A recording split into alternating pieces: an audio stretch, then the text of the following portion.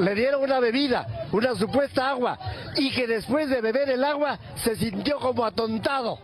Por eso es que leyó. Yo le consultaba al presidente, ¿qué ha pasado al presidente? ¿Por qué ha dado esa lectura de ese documento? Y me dice, mira Guido, no me recuerdo.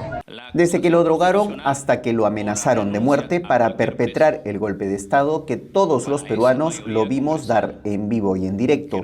Se vio obligado a leer el discurso. Fue arrinconado, emboscado y con amenazas de muerte a su persona. Que ese día, si no se le suspendía o se le vacaba, se le iba a matar. Y luego a su familia se le iba a detener. Esta vez, el argumento de la defensa de Pedro Castillo apunta a la vulneración del debido proceso por parte del Congreso. Según los abogados de Castillo, su destitución fue ilegal porque no se le dio la oportunidad de ejercer su defensa. El proyecto de resolución del Congreso por la cual vacan de manera ilegal al presidente Pedro Castillo no tuvo el debido proceso. No existió moción de orden del día donde pedía la vacancia del presidente Pedro Castillo. Quiere decir que no se llevó el trámite que regula el artículo 89 del reglamento del Congreso, que indica que para vacar a un presidente de la República se necesita una petición. Para la defensa de Pedro Castillo, el Parlamento, que el entonces presidente acababa de disolver, debió citarlo para que se defienda antes de vacarlo.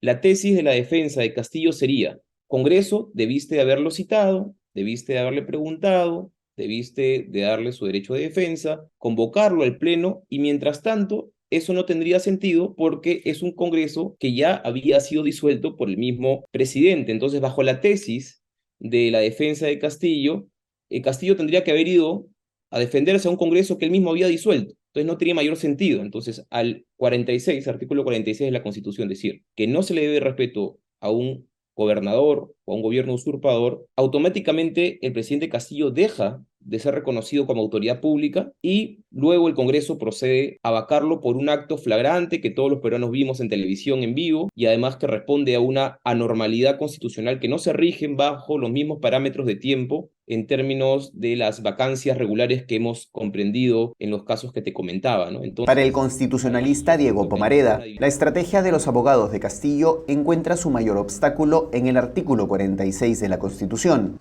Nadie debe obediencia a un gobierno usurpador, ni a quienes asumen funciones públicas en violación de la Constitución y las leyes. No se puede avalar en lo absoluto que un gobierno dé un golpe de Estado y no pase nada, ¿no? Entonces, por una razón procedimental que te vengo explicando de la normalidad constitucional primero, y luego porque no solamente debemos sujetarnos a ciertas reglas que deben de ser flexibilizadas frente a estos principios de la defensa del Estado constitucional, considero que esa defensa del presidente Castillo es totalmente infundada y principalmente tiene un cariz político más no jurídico dentro de un Estado constitucional. La defensa de Castillo insiste en su argumento de que la comunidad internacional avala su tesis de defensa. Ya la comunidad internacional, el Sistema Universal de Derechos Humanos, la ONU, ya se pronunció, ha expresado su preocupación porque no se ha respetado el debido proceso, tanto en la detención del presidente Pedro Castillo y tanto en su vacancia ilegal. Lo cierto es que la comunidad internacional reconoce que Pedro Castillo rompió el orden constitucional peruano. Así lo dice el informe de la Comisión Interamericana de Derechos Humanos, que en su punto 62 reconoce la ruptura del orden constitucional peruano. El sistema interamericano de derechos humanos, en este informe tan cuestionado por parte de un sector del país, dice de forma evidente y clara de que lo que hizo Pedro Castillo es un golpe de Estado, ¿no? Entonces, el sistema nacional, internacional, los órganos autónomos han rechazado esto y se marca como un precedente de que no se vuelva a poder dar de esta forma y que no puede tener un cuestionamiento. Entonces, a pesar de que los argumentos de defensa legal de Castillo hacen agua por todos lados desde el punto de vista jurídico, según una encuesta de Ipsos de abril pasado, aún hay un 49% de peruanos que cree que el exmandatario fue víctima de un golpe de Estado. Una cifra que va más allá de lo estrictamente legal y que merece una reflexión aparte. Paco Flores, Nativa nos conecta.